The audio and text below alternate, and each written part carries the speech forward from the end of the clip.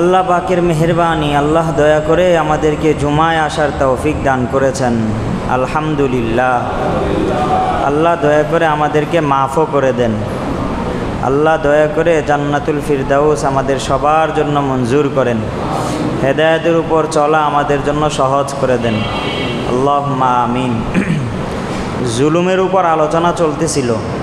গত জুমায় অন্যায়ভাবে হত্যা করা কি মারাত্মক অপরাধ এবং তার শাস্তি কত ভয়াবহ তা নিয়ে আলোচনা আমরা করেছি, আলহামদুলিল্লাহ।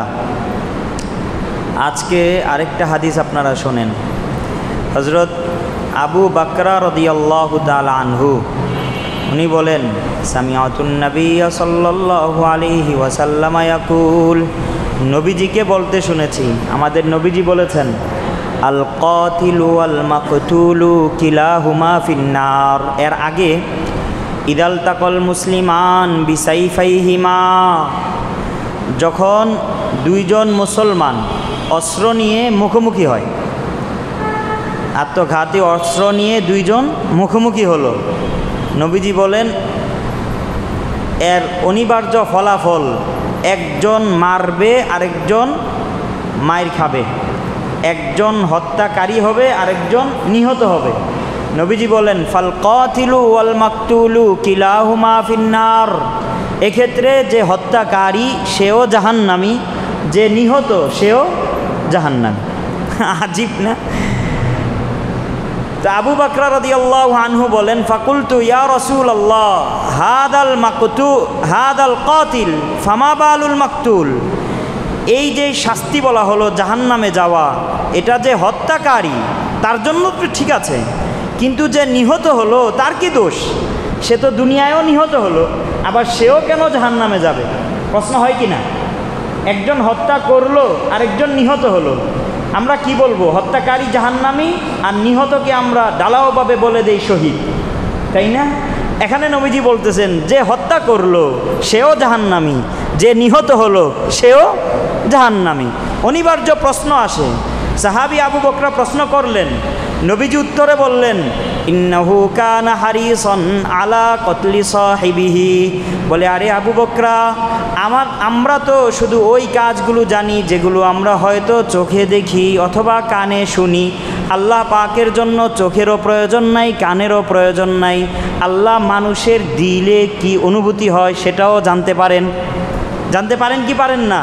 ইন্নামাল আমালু বিন্নিয়াত, সব আমলের প্রতিদান তুমি পাবে তোমার নিয়ত অনুসারে। তো নবীজি বলেন, এই যে নিহত ব্যক্তিটা হলো সেও কিন্তু তার হাতে অস্ত্র নিয়েছিল।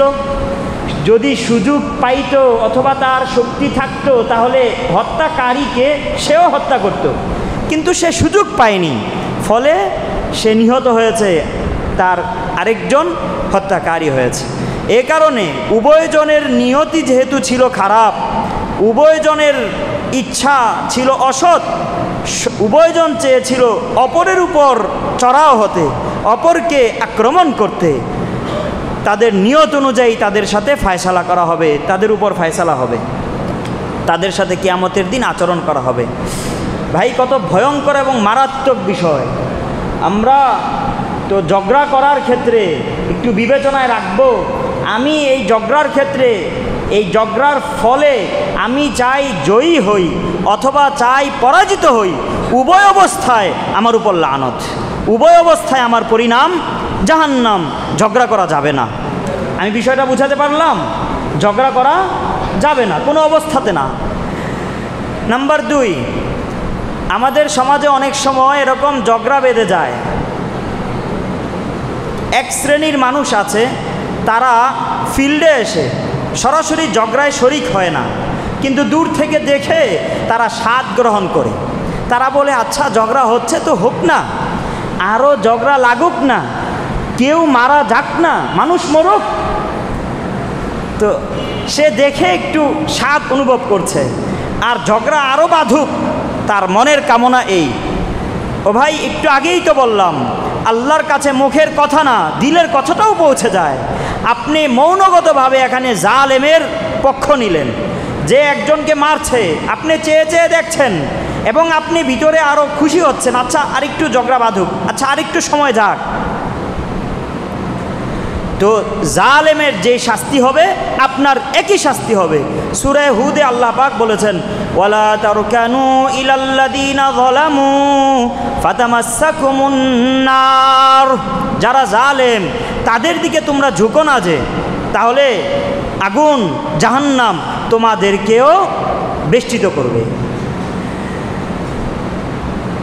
যদি মুসলমানদের মাঝে ঝগড়া বেঁধে যায়, লড়াই বেঁধে যায়, বাদ বিতঙ্গা শুরু হয়, তখন অপর মুসলমানদের করণীয় কি এটাও আল্লাহ বলে দিয়েছেন। সূরা হুজরাতের মাঝে আল্লাহ বলেন, ওয়া ইন তাইফাতানি মিনাল মুমিনিনা ইকতাতালু ফাআসলিহু বাইনাহুমা, যদি মুসলমানদের মাঝে দুটি দল, দুই ব্যক্তি, দুই এলাকা, দুই দল, দুই গ্রুপ পরস্পর হানাহানি মারামারিতে ঝগড়াঝাটিতে লিপ্ত হয়, তাহলে তোমরা কি করবে?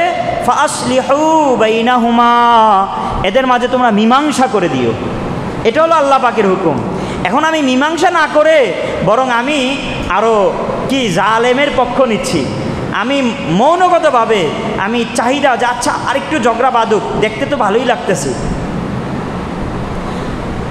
আমরা সাধারণত 3 কারণে মানুষ জালেমের পক্ষ অবলম্বন করে। নাম্বার 1, এটা তার আসলে প্রবৃত্তির চাহিদা, মনের চাহিদা, খাহেসাতে নাফসানি, একটু ভালো লাগে, দুনিয়াবি এখানে কোনো তার স্বার্থ নাই। এটা একেবারে মানে 3%, সে দুনিয়ারও কোনো স্বার্থ নাই এখানে, তার আখেরাতে তো তার জলাঞ্জলি গেলই, একেবারে বোকা। সে কি করে যে ওই যে জয়ী হয় তার সাথে থাকতে তার ভালো লাগে। জালেম কি মাজলুম সে বিবেচনা করতেছে না। বর্তমান রাশিয়া ইউক্রেন যুদ্ধ হচ্ছে, কেউ রাশিয়ার পক্ষ নিচ্ছে, কেউ ইউক্রেনের পক্ষ নিচ্ছে। আপনার কি লাভ?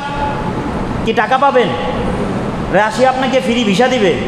এই যে আপনি যে এখন পক্ষ নিলেন, এতে তো আপনার দুনিয়ারও স্বার্থ নাই, কিন্তু আপনি এক জালেমের পক্ষ নিলেন কেন? যে জয়ী হয় তার সাথে থাকতে না খুব ভালো লাগে, এই মনের একটু তামান্না, খাহেসাতে নাফসানি বলে। এটা একেবারে বেহুদা, একেবারে পাগল, গণ্যমূর্খ, বিবেক বলতে কিছু নাই। তুমি শুধু শুধু দুনিয়ার কোনো স্বার্থ হলো না, আখেরাতকে বরবাদ করলা। এটা 1 নম্বর শ্রেণী। আমরা সতর্ক হব, যেখানে আমাদের দুনিয়ারও কোনো স্বার্থ নাই, ওই চীন আর আমেরিকার যুদ্ধ, আমরা 2-1 পক্ষ নিয়ে আমার কী লাভ? হ্যাঁ, আমি যদি নেই তাহলে মাজলুমের পক্ষ নিব, জালেমের না। বুঝে আসছে কথা? নাম্বার 2, এটা আমরা সবাই বুঝি, এবং আমাদের মাঝে যারা জালেমের পক্ষ নেয় সাধারণত এই কারণে নেয়, দুনিয়ার হীন স্বার্থ চরিতার্থ করা। আমি মেম্বারের সাথে থাকবো, চেয়ারম্যানের সাথে থাকবো, তাহলে চেয়ারম্যান আমাকে অনেক সুযোগ সুবিধা দিবে, আমার ছেলেদের চাকরির ক্ষেত্রে সুযোগ সুবিধা হবে। এখন আমি চেয়ারম্যানের সাথে থাকবো, সে ভালো কাজ করলেও মন্দ কাজ করলেও, ভালো কাজ করলে আপনি সাথে থাকেন ভালো, মন্দ কাজ করলে কেন সাথে আছেন? আপনি তাকে সমর্থন করার দ্বারা সে কাজ করে যতটুকু অন্যায়, আপনার সমর্থনের দ্বারা একেবারে বরাবর অন্যায় আপনারও হয়েছে। এটা আমরা বুঝি, এটা আমরা করব না ইনশাআল্লাহ। বুঝে আসছে তো ভাই আমার? নাম্বার 3, এক্ষেত্রে আমাদের অনেকের হোঁচট হয়, সেটা কি আমরা জালেমের পক্ষ নেই কি দেখে ভালো মানুষ। এই 3 নাম্বার, যারা জালেমের পক্ষ নেয় তারা আসলে ভালো মানুষ, তাদের নিয়ত ভালো। মানে জালেমের কিছু কিছু কাজ ভালো, কিছু কিছু কাজ খারাপ। মানে সে মানুষের উপর জুলুম করে, সে নিজের উপর জুলুম করে, অথবা সে আল্লাহর উপর জুলুম করে। আমি জুলুমের 3 প্রকারের কথা বিস্তর আলোচনা করেছি। তো সে জুলুম করে, আবার তার কিছু সামাজিক ভালো কাজও রয়েছে। এখন সেই ভালো কাজগুলো দেখে 100টা কাজ করে, 90টা কাজ তার ভালো, সমাজ কল্যাণমূলক সে কাজ করে। কিন্তু সে যে আবার ব্যক্তিগত পর্যায়ে কারো কারো উপর জুলুমও করে। এখন কিছু কিছু মানুষ তার ওই ভালো কাজগুলো দেখে যে ভাই আমাদের এই নেতা তো খুব ভালো, এই কাজ করেছে, সেই কাজ করেছে, এইটার ভালো, সে শুধু ভালো কাজগুলো মানুষদেরকে ফোকাস করে। আচ্ছা, আসলেও সেই ভালো কাজগুলো করেছে, কিন্তু 90টা ভালো কাজ করেছে, 10টা সে জুলুমও করেছে। আপনি 90টা ভালো কাজে তাকে সহযোগিতা করলেন, সহায়তা করলেন, সমর্থন করলেন, ঠিক আছে, কিন্তু ওই 90টার পিছনে পড়ে আরও 10টা যে সে জুলুম করেছে, সেক্ষেত্রেও আপনি তাকে সমর্থন করছেন। এক্ষেত্রে আপনিও জালেম। আমি খুলে খুলে বিষয়গুলো বুঝাতে পারতেছি তো আপনাদেরকে ভাই? হ্যাঁ ভাই, জাযাকুমুল্লাহ। আচ্ছা, তাহলে আমরা জালেমের পক্ষ নিব না, কোনো অবস্থাতেই নিব না। আমাদের শুধু মন প্রবৃত্তির চাহিদার বাসনায় লিপ্ত হয়েও নিব না, দুনিয়ার হীন স্বার্থের কারণেও নিব না। জালেমের কিছু কাজ ভালো, ভালো কাজকে ভালো বলে আমরা স্বীকৃতি দিব, কিন্তু ভালো কাজের কারণে তার খারাপ কাজগুলোকেও তার পিছনে পড়ে দিব না, খারাপ কাজগুলোকেও চালিয়ে দিব না। মনে থাকবে তো? তাহলে মুসলমানদের মাঝে যদি হানাহানি হয়, তখন অপর মুসলমানদের করণীয় হলো মীমাংসা করে দেওয়া। এখানে আরও ঝগড়া বাঁধুক, এই মন বাসনা যদি থাকে, আপনি জালেম হয়ে যাবেন। কিন্তু আরেক শ্রেণীর মানুষ পাওয়া যায়, যখন আমাদের এই চা হোস্টেলের সামনে এই চৌরাস্তার মোড়ে ঝগড়া বাঁধছে, বাড়ির পাশে ঝগড়া বাঁধছে, কিছু মানুষ দেখবেন তারা নীরব দর্শকের ভূমিকা পালন করে। ভাই ভাই ঝগড়া করতেছে, আরেকজন পাশ দিয়ে যাচ্ছে, তার এখন তেমন কোনো কাজও নাই, সে দাঁড়িয়ে দাঁড়িয়ে ঝগড়া দেখছে। তার ভিতরে এমন না যে ঝগড়া আরও লাগুক, আরও বাঁধুক, আরও কেউ মারা যাক, এমন তার খারাপ নিয়ত না। বাকি সে একেবারে নীরব, নীরব দর্শক। আমার কি করার আছে? ও ভাই, আপনিও গুনায় আছেন, এই মুহূর্তে আপনি হারাম কাজ করতেছেন। আমি বলি না, ইমাম বুখারীর হাদিস, হযরত আনাস রাদিয়াল্লাহু তাআলা আনহুর বর্ণনা, আমাদের নবীজি সাল্লাল্লাহু আলাইহি ওয়াসাল্লাম বলেছেন, উনসুর আখাকা যালিমান আও মাজলুমা, তুমি তোমার ভাইকে সহযোগিতা করো, তুমি তোমার ভাইকে সাহায্য করো। সে যদি জালেম হয় তখনও, সে যদি মাজলুম হয় তখনও। এই হাদিসটাও একটা বিস্ময়কর হাদিস। আচ্ছা, আমি জালেমকে, আমি মাজলুমকে সাহায্য করতে পারি, কিন্তু আমি জালেমকে কিভাবে সাহায্য করব? ক্বালু ইয়া রাসূলুল্লাহ হাযা নানসুরুহু মাজলুমান ফাকাইফা নানসুরুহু যালিমা। বলে এই যে মাজলুম, একজন নিপীড়িত হচ্ছে, একজন নির্যাতিত হচ্ছে, আমি না হয় তাকে গিয়ে সাহায্য করলাম, তাকে যে মারতেছে তাকে বাধা দিলাম, তার উপর লাঠি চার্জ করতেছে, আমি লাঠিকে ধরে ঠেকালাম, তাকে আমি টান দিয়ে নিয়ে আসলাম, সে এখন বিপদগ্রস্ত, আমি তার বিপদে সহায়তা করলাম। মাজলুমকে সহযোগিতা করা যায়, কিন্তু যে জালেম, তাকে আমি কিভাবে সহযোগিতা করব? এখন সে দা নিয়ে যাচ্ছে, একজনকে কূপ দিবে, আমি কি তার দা আর একটু আগিয়ে দিব? সে লাঠি নিয়ে যাচ্ছে, তাকে মারবে, এখন আমি আরো দুই একটা লাঠি তাকে বলবো, নে ভাই আরো দুই একটা নিয়ে যা, তাড়াতাড়ি মরবে সে। কি জালেমকে সাহায্য করা যাবে? তো সাহাবীরা বললেন, ইয়া রাসূলুল্লাহ, মাজলুমকে সাহায্য করা তো বুঝলাম, বাকি জালেমকে কিভাবে সাহায্য করব? আল্লাহর নবীজি বলেন, তাখুযু ফাওকা ইয়াদাইহি, বলে জালেমের সাহায্য হলো তুমি তার হাতগুলো চেপে ধরো। বুখারীর অন্য বর্ণনায় আসছে, তাহজুজুহু আও ক্বালা তামনাউহু আনি যুলম ফাইন্না যালিকা নাসরুহু, বলে তাকে তার জুলুম থেকে বাধা দাও, এটাই তার সাহায্যকরণ। তাই জালেম যে অন্যায়ভাবে অন্য কাউকে নির্যাতন করে, চাই কথার আঘাত হোক, চাই হাতের আঘাত হোক, চাই হত্যার হোক, যে কোনো পর্যায়ের, আমার অবশ্য করণীয় হয়ে যায় আমি আমার সাধ্যমতো মাজলুমকেও সাহায্য করা, জালেমকেও সাহায্য করা, জালেমকে তার জুলুম থেকে বাধা দেওয়া। হ্যাঁ ভাই, এটা আমার উপর কি সুন্নত না মুস্তাহাব? এটা কি ফরজ? বলে না কথা, আপনাদের বলতে ভয় পাচ্ছেন? নামাজ পড়া ফরজ, যাকাত দেওয়া ফরজ, জালেমকে তার জুলুম থেকে বারণ করা আমার সাধ্যমতো। কার মতো? আমার সাধ্যমতো তাকে বারণ করা, এটা আমার জন্য ফরজ। শুধু একজন আরেকজনকে অন্যায়ভাবে কি আঘাত করতেছে, শারীরিক আঘাত করছে, এক্ষেত্রেই আপনি তাকে বাধা দিবেন, এতটুক না, বরং কেউ যদি কারো মানহানি করে, এক্ষেত্রেও আপনি তাকে বাধা দেন। আপনি যাকে মানহানি করছে তার সঙ্গ দেন। একজন মুসলমানকে আপনার সামনে তার ইজ্জত আবরু নষ্ট করা হবে, তার সম্মানে আঘাত আনা হবে, আর আপনি তাকে ছেড়ে চলে যাবেন, আপনি চুপ থাকবেন, আপনার মাঝে মুসলমানিত্ব থাকবে না, আপনি খাঁটি কামেল পরিপূর্ণ মুসলমান না। আমি বলি না, নবীজির হাদিস, আবু দাউদের বর্ণনা, রাসূলুল্লাহ সাল্লাল্লাহু আলাইহি ওয়াসাল্লাম বলেন, মান ইয়াখযুলু মুসলিমান ফি মাওজিইন তুনতাহাকু ফীহি হুরমাতুহু আও ইউনতাকাসু ফীহি মিন ইরজিহি খাযালাহুল্লাহু ফী মাউতিনিন ইউহিব্বু ফীহি নুসরাতাহু। কোনো মুসলমান যদি তার আরেক মুসলমান ভাইকে এমন স্থানে একা ফেলে চলে যায় যেখানে তার ইজ্জত লুণ্ঠিত হয়, তার ইজ্জত আব্রু নষ্ট হয়, সম্মানহানি হয়, তাহলে শুনে রাখো এই মুসলমান যে সময় যে স্থানে আল্লাহ পাকের দয়ার বড় ভিখারি হবে, সেক্ষেত্রে সে আল্লাহর দয়া পাবে না। আল্লাহ তাকে তার বিপদে আল্লাহ তাকে সহায়তা করবেন না। ওয়ামান ইয়ানসুরু মুসলিমান ফি মাউজিআইন তুনতাহাকু ফীহি ইউনতাহাকু ফীহি মিন হুরমাতিহি ওয়া ইউনতাকাসু ফীহি মিন ইরজিহি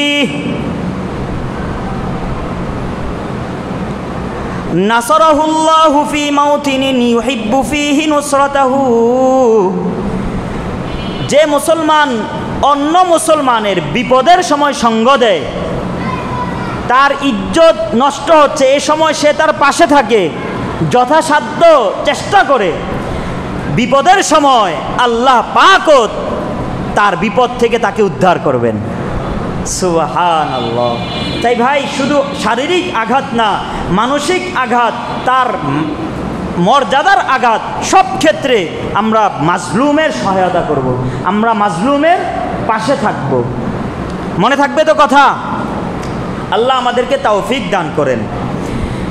এক্ষেত্রে ইমাম বুখারী মুসলিম মুত্তাফাক আলাইহি হাদিস, সুন্দর এক লম্বা হাদিস আপনাদেরকে বলি। সাহাবী হযরত আবু হুরায়রা রাদিয়াল্লাহু তাআলা আনহুর বর্ণনা, নবীজি সাল্লাল্লাহু আলাইহি ওয়াসাল্লাম বলেন, গুনে গুনে বলবো, সবাই স্মরণ রাখবেন। আমাদের নবীজি বলেন, মান নাফাসা আন মুসলিমিন কুরবাতান মিন কুরাবিদ দুনিয়া নাফাসাল্লাহু আনহু কুরবাতান মিন কুরাবি ইয়াউমিল কিয়ামাহ। এক নাম্বার, যে ব্যক্তি কোনো মুমিন মুসলমানের যে কোনো ছোট থেকে ছোট বিপদও হোক না কেন, ওই বিপদ, ওই মুসিবত থেকে কোনো মুমিন মুসলমানকে কেউ যদি উদ্ধার করে, আল্লাহ পাক কিয়ামতের দিন বড় বিপদ থেকে তাকে বাঁচিয়ে দিবেন। আল্লাহু আকবার। আমি একজন মুসলমানের সাধারণ একটা বিপদ মোচন করলাম, আল্লাহ কিয়ামতের দিন কুরবাতান মিন কুরাবি ইয়াউমিল কিয়ামা, দ্বিতীয় তানবিন হলো লিত্তাযীম, বড় বিপদ থেকে আল্লাহ আমাদেরকে বাঁচিয়ে দিবেন। আল্লাহু আকবার। নাম্বার 2, ওয়ামান ইয়াসসারা আলা মুসিরিন ইয়াসসারাল্লাহু আলাইহি ফিদ দুনিয়া ওয়াল আখিরাহ। কোনো অভাবীর অভাব কেউ যদি মোচন করে, তার সাধ্য অনুযায়ী কোনো অভাবীর অভাব কেউ যদি মোচন করে, কিয়ামতের দিন আল্লাহ পাক, শুধু কিয়ামত না, এখানে আসছে ফিদ দুনিয়া ওয়াল আখিরাহ, দুনিয়া এবং পরকাল, দুনিয়া এবং আখিরাতের সব অভাব আল্লাহ পাক তার মোচন করে দিবেন। আল্লাহু আকবার। এটা বুখারী মুসলিমের হাদিস, আমি মুসলিমের হাদিসটা নকল করতেছি, বুখারী মুসলিমের হাদিস, সহিহ হাদিস। নাম্বার 3, ওমান ইয়াসসারা আলা মুসিরিন ইয়াসসারাল্লাহু আলাইহি ফিদ দুনিয়া ওয়াল আখিরাহ ওয়ামান সাতারা মুসলিমান সাতারাহুল্লাহু ফিদ দুনিয়া ওয়াল আখিরাহ। কোনো মুসলমানের জেনে কোনো দোষ ত্রুটি কেউ যদি গোপন রাখে, একটা মুসলমানের আপনি দোষ জানেন, এই দোষে সে দোষী, এই ত্রুটি তার মাঝে আছে, তারপরেও আপনি এটা অপরের কাছে বললেন না, তাকে লজ্জিত করার জন্য আপনি তার সম্মান রক্ষা করলেন, গোপনে তাকে গিয়ে দাওয়াত দিলেন, প্রকাশ্যে তাকে হেনস্থা করলেন না। আল্লাহ বলেন, সাতারাহুল্লাহু ফিদ দুনিয়া ওয়াল আখিরাহ, তার হাজারো দোষ আল্লাহ দুনিয়াতেও ডেকে রাখবেন, আখিরাতেও ডেকে রাখবেন। যেদিন আখিরাতে আপনার বস্ত্র থাকবে না, এতটা উন্মোচিত থাকবেন আপনি হাসরের মাঠে সবার সামনে, কিন্তু আপনার দুনিয়ার সেই দোষগুলো আল্লাহ ডেকে রাখবেন। কেন? এই বান্দা না আমার আরেক বান্দার দোষ জেনেও গোপন রেখেছিল। আমরা তো বাস, আল্লাহ আমাদেরকে হেফাজত করেন ভাই। নিজে কতটুক থেকে কতটুকু হতে পারছি, 1-2 রাকাত নামাজ পড়ি বা না পড়ি, আরেকজনকে লাঞ্ছিত করতে পারলে, অপমানিত করতে পারলে মনে হয় আমাদের পেটের খানা হজম হয়। নাউজুবিল্লাহি মিন যালিক। আমি ভালো হব, অন্য কাউকে খারাপের দৃষ্টিতে দেখব না, নিজেকে সবসময় খারাপের দৃষ্টিতে দেখব। মনে থাকবে তো? 4 নাম্বার, ওয়াল্লাহু ফি আউনিল আবদি মা কানাল আবদু ফি আউনি আখিহি। আল্লাহর নবীজি বলেন, বান্দা যতক্ষণ অপর বান্দার সাহায্যে থাকবে, এক ভাই যতক্ষণ তার আরেক ভাইয়ের কল্যাণ কামিতায় থাকবে, পিছন থেকে আল্লাহ তার সাহায্যে থাকেন। আল্লাহু আকবার। ওয়াল্লাহু ফি আউনিল আবদি মা কানাল আবদু ফি আউনি আখিহি। এক বান্দা যখন অপর বান্দার সাহায্যের জন্য হাত বাড়ায়, আল্লাহ কুদরতিভাবে তার সাহায্যের জন্য হাত আগে থেকে বাড়িয়ে রাখেন। আল্লাহু আকবার। আল্লাহ আমাদেরকে কবুল করেন, আল্লাহ আমাদেরকে মাফ করে দেন।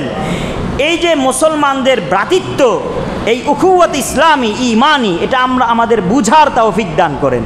সামাজিকতা, মুসলমানদের মানবিকতা কতটুকু ইসলাম শিক্ষা দিয়েছে। বর্তমান প্রেক্ষাপটে আমাদের ফেনী, নোয়াখালী, কুমিল্লা, সিলেট এর অবস্থা আমাদের কারো অজানা নাই। পানিতে প্লাবিত হয়ে গেছে ওই অঞ্চলগুলো, জানি না আমরা সবাই। বিশেষভাবে ফেনীর অবস্থা তো মারাত্মক শোচনীয়। বিদ্যুৎ নাই, চার্জ নাই, সংযোগের ব্যবস্থাও নাই। ছোট ছোট বাচ্চারা, ওই কেউ যে চালের উপরে, কেউ গাছের ডালে আশ্রয়ের জন্য হাহাকার করতেছে। একেবারে শিশুগুলো এই যে হান্ডি পাতিল অথবা গামলায় করে তাদেরকে নিয়ে যাওয়া হচ্ছে। মা বোনেরা তো অনেকে মারাও গিয়েছেন, যাচ্ছেন। বৃদ্ধ বৃদ্ধা ময়মুরব্বীদের কথা তো বলতেই পারতেছি না। আল্লাহ, আর যারা শহরে না গ্রামের দিকে আছে, তাদের অবস্থা তো আরও জটিল, আরও ভয়ঙ্কর, আরও মর্মান্তিক। দোয়া করি আল্লাহ মুমিন মুসলমানদের, আল্লাহর স্বীয় বান্দাদেরকে আল্লাহ নিজে হেফাজত করেন। এই বর্তমান সময়ের বন্যা কবলিত এই মুসলমানদের সহায়তা করা বর্তমান সময়ের এক ইমানি কর্তব্য, মানবিক অন্যতম কর্তব্য এখন, বরং ইমানেরও দাবি।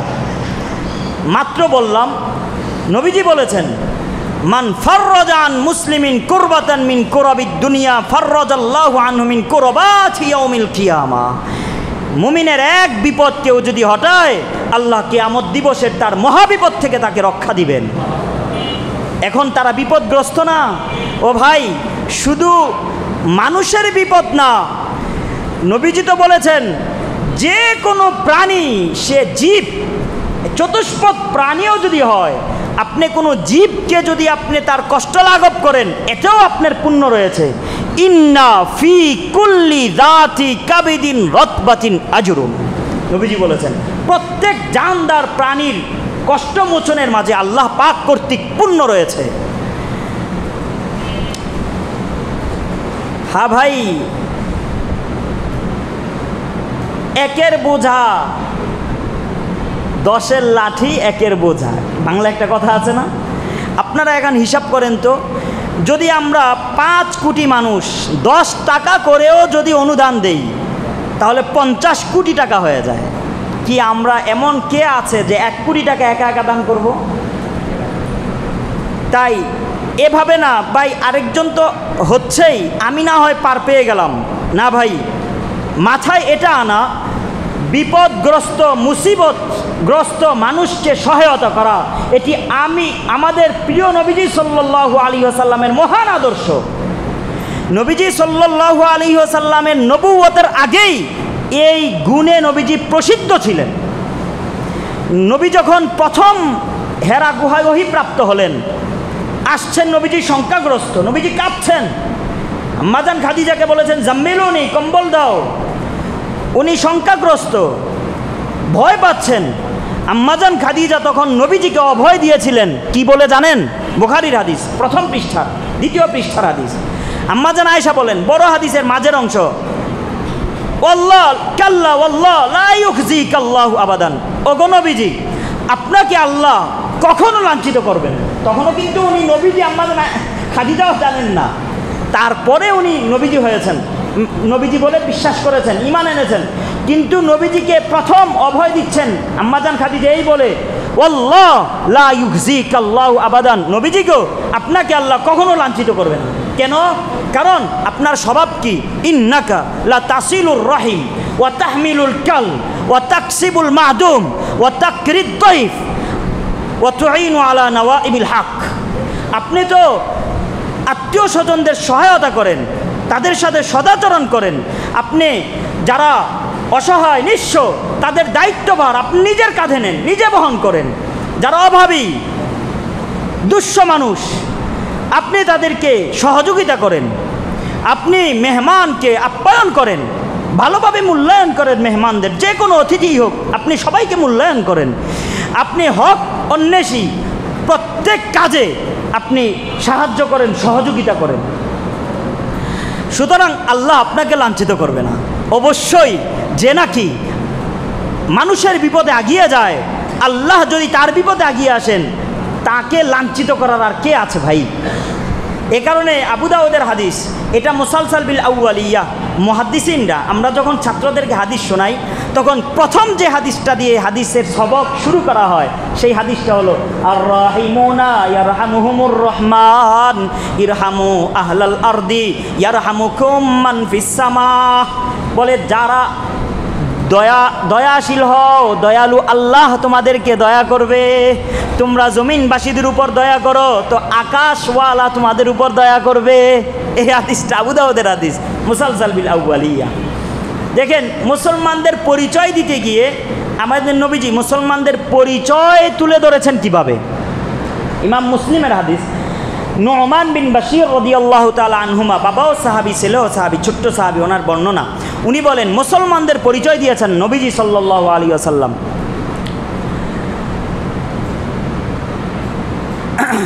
আল মুসলিমুন মাথালুল মুমিনিন ফি তাওয়াদ্দিহিম ওয়া তারাহুমিহিম ওয়া তাআতুফিহিম মাথালুল জাসাদিল ওয়াহিদ ইযা ইশতাকা উযবুন মিনহু ইশতাকা লাহু তাদাআ লাহু সাইরুল জাসাদ বিস-সাহরি ওয়াল হুম্মা। বলে পুরা পৃথিবী, শুধু বাংলাদেশ না, বাংলাদেশ, পাকিস্তান, ভারত না, পুরা পৃথিবী, ফিলিস্তিন, আফগান, সকল মুসলমান তাদের দয়াদ্রতার ক্ষেত্রে, সহানুভূতিতার ক্ষেত্রে, মানবিকতার ক্ষেত্রে তারা এক দেহের ন্যায়। নবীজি উদাহরণ দিয়ে বলেন, এক দেহের যে কোনো অঙ্গে যদি কখনো আঘাত লাগে তাহলে সারা রাত আর ঘুম আসে না, পুরা শরীর গরম হয়ে যায়, পুরা শরীরে জ্বর এসে যায়। তোমার আঘাত পেয়েছে এক অঙ্গ, তুমি সারা রাত সারা অঙ্গে ছটফট করতেছো কেন? বলে ভাই এটা যে আমার শরীরের অঙ্গ।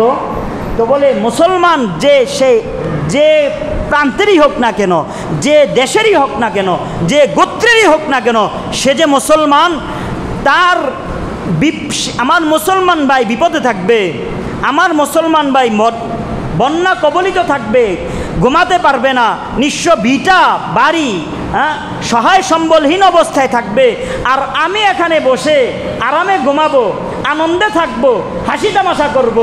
মুসলমান দারিদ্রের এই পরিচয় না। আমি বিষয়গুলো বুঝাতে পারতেছি ভাই? তারহিব ইমাম মুনজিরির বর্ণনা, নবীজি সাল্লাল্লাহু আলাইহি ওয়াসাল্লাম একবার বলেছেন, লা আন আমশিয়া মা আখিন ফি হাজাতিন আহাব্বু ইলাইয়া মিন আন আতাকিফা ফি হাদাল মসজিদ শাহরা। নবীজি বলেন, মসজিদে নববীর দিকে ইশারা করে, এই মসজিদে নববীতে এক মাস ইতিকাফ করা অবস্থায় আমি কোনো সাধারণ মুসলমানের সাথে, সাধারণ কারো সাথে আমি তার প্রয়োজন মিটানোর জন্য একটু চলাফেরা করব, তার সাথে একটু হাঁটাহাঁটি করব। সে মামলাগ্রস্ত, তার মামলা থেকে সে কিভাবে মুক্তি পাবে, সে ঋণগ্রস্ত, তার ঋণটা কিভাবে আদায় করা যায়, সে তার খাবার দাবারের সমস্যা, তার একটু খাবার দাবারের ব্যবস্থা কিভাবে করা যায়, তার ছোট ছোট বাচ্চাগুলো হাসপাতালে ভর্তি, তার অসুস্থতা থেকে তাকে কিভাবে একটু সহযোগিতা করা যায়, এজন্য তার প্রয়োজন মেটানোর জন্য আমি একটু সময় হাঁটাহাঁটি করব। এটা আমার কাছে অনেক বেশি প্রিয় মসজিদে নববীতে বসে এক মাস ইতিকাফ করা অপেক্ষায়। বুঝতে পারছেন ভাই আমার? বর্তমান সময়ে এই বন্যা দুর্গত ভাইদের সহায়তা করা সময়ের দাবি। সরকারিভাবে বিভিন্ন পর্যায়ে যদিও তাদের সহযোগিতা করার বিভিন্ন ক্ষেত্র এবং উপলক্ষ আছে, কিন্তু আমি বলি আমরা যেহেতু মুমিন মুসলমান ঈমানের দাবি থেকে, এবং আমি যেহেতু মানুষ এবং মানবিকতার দাবি থেকে সব মুসলমানের ধর্ম বর্ণ নির্বিশেষে সকল আর্ত মানুষের সহায়তায় এগিয়ে আসা এখন অবশ্য কর্তব্য এবং পালনীয়।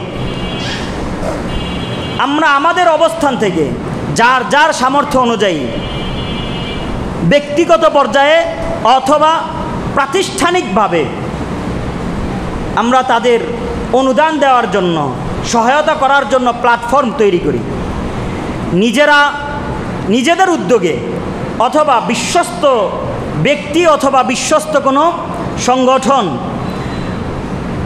যারা ওইখানে ত্রাণ পৌঁছাবে তাদের সাথে যোগাযোগ করে আমরা সহায়তার হাত বাড়াই। যে যার অবস্থান থেকে যতটুকু সম্ভব বাস ততটুকু করি। আলহামদুলিল্লাহ, পূর্ব থেকেই ব্যক্তি পর্যায়েও এবং প্রাতিষ্ঠানিক পর্যায়েও বহু মানুষ এই তাদের সহায়তার জন্য বিভিন্ন কার্যক্রম চালু করেছেন এবং এটা চলমান আছে। শুকর আলহামদুলিল্লাহ, আমি আজকে এই যে শুনতে পারলাম 1 ঘন্টা আগে আমাদের মসজিদ থেকেও এলাকাবাসীর উদ্যোগে এই বন্যা কবলিত নিঃস্ব মুসলমান এবং যারাই আছেন, এক্ষেত্রে কোনো বর্ণ গোত্র এবং ধর্মের ভেদাভেদ নাই, এরা মানুষ, তো হিন্দু বৌদ্ধ যেই হোক, যেই বিপদগ্রস্ত তাদেরকে তাদের সহায়তার জন্য আমাদের এখানেও একটা টিম তৈরি করা হবে। তারা ওইখানে ইনশাল্লাহ আমাদের ত্রাণগুলো, তাদের নিত্য প্রয়োজনীয় খাদ্য, বস্ত্র, খাবারের স্যালাইন, বিশুদ্ধ পানি, ঔষধ এগুলো পৌঁছে দিবে। তো ইনশাল্লাহ এটা শুরু হয়ে গেছে। আজ নামাজের পরই মসজিদ কমিটির পক্ষ থেকে এলাকার কিছু মানুষ সবার ঘরে ঘরে যাবে। আমরা এখানে কোনো চাপাচাপি না, দিনের কাজ তো। আমরা যারা দরদি মুসলমান আছি, নিজের দরদ থেকে, নিজের মানবিকতার দাবি থেকে, নিজের ঈমানির দাবি থেকে আমরা অবশ্যই এগিয়ে আসবো ইনশাআল্লাহ। এবং শুধু অর্থ দিয়ে না, মন মানসিকতা দিয়ে, জোর দিয়ে, আমার সময় দিয়ে, আমার শ্রম দিয়ে যারা উঠাবে তাদেরকেও সহযোগিতা করা চাই।